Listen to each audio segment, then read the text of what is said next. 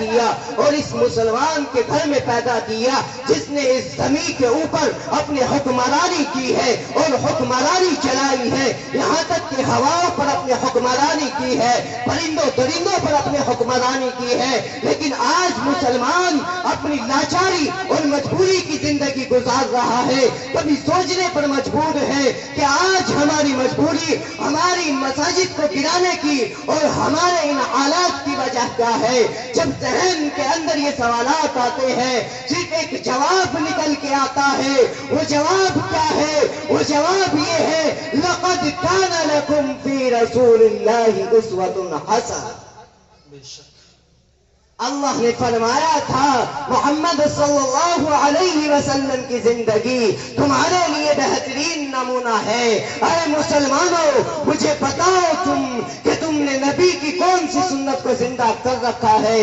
دہڑی کی بات آتی، تمہاری دہڑی سپا ہے، تمہاری ٹوپی کی بات آتی، سروں پر ٹوپی نظر نہیں آتی، ارے لباس کی بات آتی، تم پر لباس نظر نہیں آتا، ارے بات کس چیز کی کروں؟ ذہن کے اندر گردش پڑ رہی ہے، ذہن پریشان ہے کہ کس بات کروں۔ ایک مثال سے بات واضح کر دیتا ہوں۔ ایک حکیم کے پاس ایک بوڑھے میاں گئے اور کہا کہ میرے ذہن میں یادداشت کم ہو رہی ہے، میرے گھٹنوں میں درد ہے، کیا وجہ ہے؟ حکیم نے کہا آپ کے بڑھاپے کی وجہ سے ہو رہا ہے۔ اور بوڑھے نے کہا کہ کمر میں بھی درد رہتا ہے، پسلیوں میں بھی درد رہتا ہے۔ حکیم نے پھر کہا یہ بھی آپ کے بڑھاپے کی وجہ سے ہے۔ کہا بینائی جا رہی ہے، کہا یہ بھی بڑھاپے کی وجہ سے ہے، کہا کمزوری آتی جا رہی ہے، کہا بڑھاپے کی وجہ سے ہے۔ بڑا غصہ ہوا اور کہا کہ سب بڑھاپے کی وجہ سے ہے۔ حکیم نے اطمینان سے جواب دیا ہاں سب بڑھاپے کی وجہ سے ہے۔ ہاں مسلمانوں، یہی وجہ ہے۔ آج اگر ہماری کمزوری ہے، ہماری کمزوری ہے، ضعیفی ہے، تو اس وجہ سے ہے کہ نبی پاک صلی اللہ علیہ وسلم کے طریقے کو چھوڑ بیٹھے ہیں۔ ارے وہ بھی ایک دور تھا جب اللہ کے نبی کی سنتوں کو زندہ کرنے والے تھے، وہ بھی ایک دور تھا جب نبی پاک صلی اللہ علیہ وسلم کو ایک ایک سنت کو زندہ کرنے والے لوگ زندہ تھے۔ انہی لوگوں میں سے آتے ہیں جناب حضرت قطب الدین بختیاری رحمت اللہ علیہ، جن کے نام کے آگے کاکی لگایا گیا۔ کاکی نام ہندی لفظ ہے، کاکی کے معنی ہے روٹی کے جب معنی ہے ان کا بچپن ہے، کیا ہے؟ حضرت پیر ذوالفقار لکھتے ہیں کہ ان کا بچپن ہے، اماں سوچ رہی ہے، باپ سوچ رہا ہے، بیٹے کی تربیت کرنی ہے، بیٹے کی تربیت کیسے کی جائے؟ جب باپ اور اماں سوچ رہی ہے، اماں کے ذہن کے اندر ایک بات آتی ہے کہ بیٹے کو جب اللہ کا یقین بیٹے کے ساتھ بنانا ہے، یعنی اللہ ایک ہے، سب کچھ دینے والا اللہ ہے، یہ یقین بنانا ہے۔ بیٹے نے مدرسے جانا شروع کیا، جب مدرسے جانا شروع کیا، اماں نے جب روٹی بنائی تو ایک بستر میں چھپا دی، مختصر کر رہا ہوں، بستر میں چھپا دی۔ بیٹا آیا، کہا اماں بھوک لگی ہے، کھانا چاہیے۔ اماں نے کہا بیٹا رازق تو اللہ ہے، دینے والا اللہ ہے، کون ہے؟ اللہ ہے، اللہ سے مانگو۔ جب اللہ سے مانگنے کی باری آتی ہے تو وہ چھوٹا بچہ ہے، معصوم بچہ ہے، اسے معلوم نہیں ہے اللہ سے کیسے مانگا جاتا ہے۔ اس کی اماں کہتی ہے مصلی بچھاؤ، اللہ سے دعا کرو۔ وہ بچہ کہتا ہے اے اللہ تو خالق ہے، تو رازق ہے، میں بھوکا ہوں، مجھے روٹی دے دے۔ جب یہ اللہ کا بندہ، یہ چھوٹا سا معصوم بچہ اللہ کی بارگاہ میں ہاتھ اٹھاتا ہے تو ہاتھ اٹھانے کے بعد پھر اپنی اماں سے کہتا ہے اماں دعا مانگ لی، اب کیا کروں؟ اماں کہتی ہے بیٹا ڈھونڈو، ادھر رکھی ہوئی ہوگی۔ وہ بچہ جاتا ہے جہاں اس کی اماں نے روٹی رکھی تھی، وہاں سے روٹی ملتی ہے، وہ راضی ہوتا ہے، خوش ہوتا ہے، اللہ نے روٹی دی۔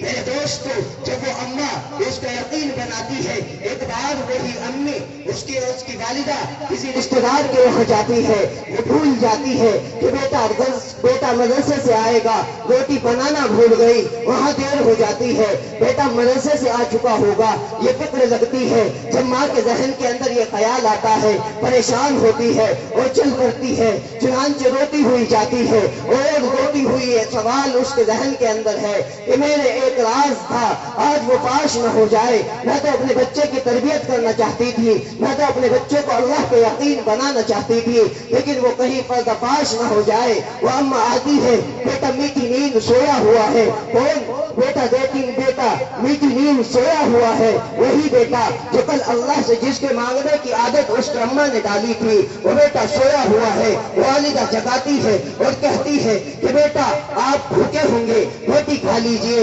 الحمدللہ اور سبحان اللہ، وہ بچہ کہتا ہے کہ اماں اللہ سے میں نے مانگا، یا اللہ مجھے روٹی دے دے، میرے اللہ نے آج مجھے ایسی روٹی کھلائی، ایسا مزہ اس روٹی میں تھا کہ آج تک مجھے ایسا مزہ نہیں آیا۔ یہ تھے حضرت قطب الدین بختیاری رحمت اللہ علیہ۔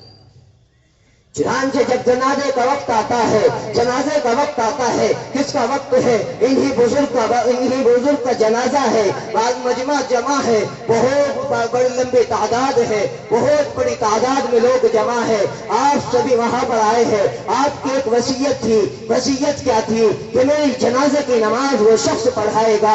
کون شخص پڑھائے گا؟ جس کی آج تک تہجد کی نماز قضا نہ ہوئی ہوگی، جس کی آج تک تہجد کی نماز تہجد کی بات کر رہا ہوں، قضا نہ ہوئی ہوگی، میری نماز جنازہ وہ شخص پڑھائے گا جس نے آج تک کسی غیر محرم کو غلط نیت سے نہ دیکھا ہوگا۔ میری جنازے کی نماز وہ شخص پڑھائے گا جس کی عصر کی سنتیں قضا نہ ہوئی ہوگی۔ چار باتیں پیر ذوالفقار فرماتے ہیں، ایک ذہن سے نکل گئی۔ چنانچہ اس مجمع کے اندر سناٹا ہوتا ہے، کسی کو کوئی اٹھنے کے لیے تیار نہیں ہے۔ شرط ایسی لگی ہوئی ہے کہ آپ کے اندر بھی کوئی ایسا شخص موجود ہو سکتا ہے، یہ نہیں ہو سکتا۔ میرے دوست تو سب میں سناٹا ہے، ایک شخص اٹھتا ہے، جنازے کے پاس آتا ہے اور حضرت قطب الدین کے جناب حضرت قطب الدین کی میت سے ان کے کفن کو ہٹاتا ہے اور کہتا ہے کہ آج میرا راز آپ نے فاش کر دیا، آج مجھے رسوا کر دیا، آج مجھے رسوا کر دیا۔ وہ لوگ کون تھا؟ وہ کون تھا؟ وہ اس وقت کا بادشاہ، اس وقت کا بادشاہ التمش تھا۔ اللہ اکبر! ایک وقت وہ تھا کہ مسلمانوں کے بادشاہ کی تہجد کی نماز قضا نہ ہوئی۔ آج یہ وقت ہے کہ مسجدیں خالی پڑی ہوئی ہے، ویران پڑی ہوئی ہے، جبکہ نبی پاک صلی اللہ علیہ وسلم کا ارشاد ہے، قرۃ عینی فی الصلاۃ، میری آنکھوں کی ٹھنڈک نماز میں ہے۔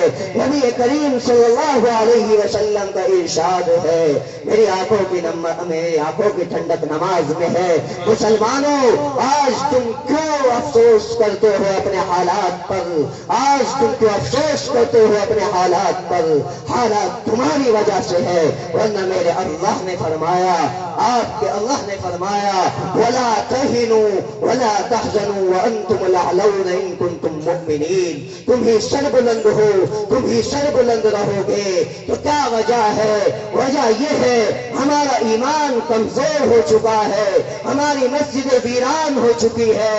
آؤ اپنی مسجدوں کو آباد کرو، دیکھتے ہیں کیسے تمہاری سربلندی نہیں آئے گی، دیکھتے ہیں کیسے تم برباد ہوتے ہو۔ اے مسلمانوں، اللہ کے نبی نے فرمایا، من ترک الصلاۃ متعمدا فقد کفر، کہ نماز چھوڑنے والا کافر ہے، نماز چھوڑنے والا کافر ہے۔ اگرچہ امام ابو حنیفہ کے نزدیک کافر نہیں ہے، لیکن فاسق ان کے نزدیک بھی ہے، اور اگر فاسق بھی ہے تو یہ کیا کمتر ہے؟ ذرا سوچو، اپنے گریبان کے اندر جھانکو، اپنی زندگی کو سدھارو۔ اور زندگی جب تک نہیں سدھر سکتی ہے، جب تک نہیں سدھر سکتی ہے، جب تک اس زندگی کا مقصد نہ مل جائے، تو آؤ مقصد کیسے ملے گا؟ 3 سوال ہیں، ان سوالوں کا جواب لے کر اپنی تقریر کو ختم کروں گا۔ 3 سوال ہے۔ پہلا سوال یہ ہے کہ ہم آئے کہاں سے ہیں، ہم آئے کہاں سے ہیں۔ دوسرا سوال یہ ہے کہ کس لیے آئے ہیں۔ تیسرا سوال یہ ہے کہ جانا کہاں ہے۔ آج اس اس وقت میں یہاں سے توڑی سے دہلی کا سفر کرے، جب ریل گاڑی یا آپ بس میں بیٹھے آپ سے کوئی معلوم کرے کہ بھائی کہاں جا رہے ہیں، کہاں سے آ رہے ہیں، کہاں کا سفر ہے، کیا ارادہ ہے، آپ یہ کہیں کہ معلوم نہیں ہے، کہاں سے آ رہا ہوں، کہاں جانا ہے، توڑی سے دہلی کا سفر ہے، کس کام کے لیے ہے، کچھ معلوم نہیں ہے، آپ ہی فیصلہ کر کے بتائے، لوگ آپ کو عقل مند کہیں گے یا بے وقوف کہیں گے، یقیناً آپ کو بے وقوف کہیں گے، یقیناً بے وقوف کہیں گے کہ جب دنیا کے اندر آئے ہو تو کہاں سے آئے ہو، اس کا جواب کیوں نہیں لیتے کہ کہاں سے آئے ہیں، دنیا کے اندر کیوں آئے ہیں، کیوں آئے ہیں، ارے اللہ نے اپنی عبادت کے لیے بھیجا ہے، اور پھر آخر میں جانا کہاں ہے، جانا کہاں ہے، اللہ کے پاس جانا ہے۔ اللہ تبارک و تعالی نے فرمایا اذا جاء اجلهم فلا يستأخرون ساعة ولا يستقدمون، جب وقت متعین آ جائے گا تو ایک لمحے کی بھی مہلت نہ مل سکے گی، نہ مہلت ملی ہے سلیمان کو، نہ مہلت ملی ہے موسیٰ علیہ السلام کو، نہ مہلت ملی ہے ابراہیم خلیل اللہ کو، نہ مہلت ملی ہے عیسیٰ علیہ السلام کو، نہ مہلت ملی ہے عیسیٰ کی اماں مریم علیہ السلام کو۔ تو ہم اور آپ کون ہوتے ہیں؟ تو اپنی موت سے پہلے اپنی زندگیوں کو سدھارنا ہوگا۔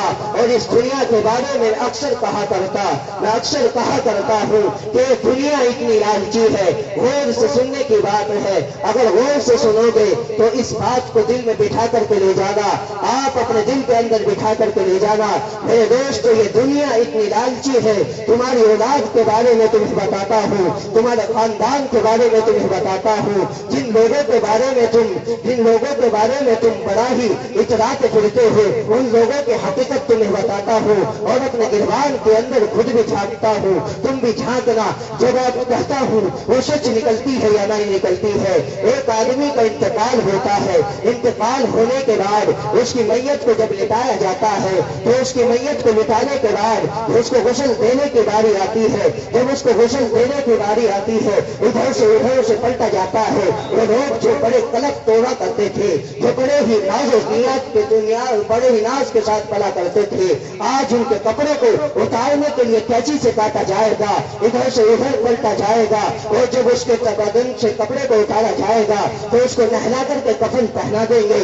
یہ لوگ جو زندہ ہیں جس وقت میں اس مردے کو کفن پہنا رہے ہوں گے، کفن پہنانے کے بعد اس کی میت کو سجایا جائے گا۔ میت کو سجانے کے بعد جب اس میت کو لے جائیں گے، اس میت کے جنازے کی نماز کے لیے لے جائیں گے، جب جنازے کی نماز کا وقت آئے گا تو آج کا مسلمان کچھ ادھر کھڑا ہوگا، کچھ ادھر کھڑا ہوگا، چند لوگ نماز جنازہ میں شریک ہوں گے، ان سے کہا جائے گا کہ بھائی نماز پڑھو، وہ کہیں گے کپڑے پاک نہیں ہے۔ بتاؤ کتنے افسوس کی بات ہے، کیا کہیں گے؟ کپڑے پاک نہیں ہے، بدن پاک نہیں ہے۔ اور ابھی پچھلی آیت میں پیچھے قرآن شریف کی آیت میں بتایا گیا کہ موت کا کچھ پتہ نہیں ہے کب آئے گی، جب آئے گی اپنے وقت متعین پہ آئے گی، ایک سیکنڈ کی بھی مہلت نہ مل سکے گی۔ تو اس جنازے کی نماز کے بعد آپ کو باری آئے گی قبر کی، کس چیز کی باری آئے گی؟ ذرا غور سے سننا، قبر کی باری آئے گی۔ قبر میں اتارنے کے لیے دو بندے نیچے اتریں گے، آپ کو قبر میں اتارا جائے گا۔ قبر میں اتارنے کے بعد اوپر سے تختے رکھ دیے جائیں گے۔ یہ بات کر رہے ہوں گے کہ یہ کام ہوتا ہے، ارے سنیے، آپ کو جب تختے رکھ دیے جائیں گے تو اس وقت میں مٹی ڈال کر کے یہ مسلمان نوجوان ہاتھ جھاڑ کر کے آپ کے قبر سے جا رہے ہوں گے۔ ان کو اتنی بھی فرصت نہ ہوگی کہ آپ کے لیے سورہ فاتحہ پڑھتے چلے۔ میرے دوستو، یہ زندگی ہے، اس زندگی کو اللہ کی خاطر گزارو، نبی پاک صلی اللہ علیہ وسلم کے طریقے پر زندگی گزارو۔ علماء موجود ہے اور کل تک علماء موجود رہیں گے، ان سے معلوم جو کرنا ہے کرے، آپ کے ہر سوال کا جواب ان کے پاس ملے گا۔ اللہ تبارک و تعالی کہنے سننے سے زیادہ عمل کی توفیق عطا فرمائے۔ وآخر دعوانا ماشاءاللہ۔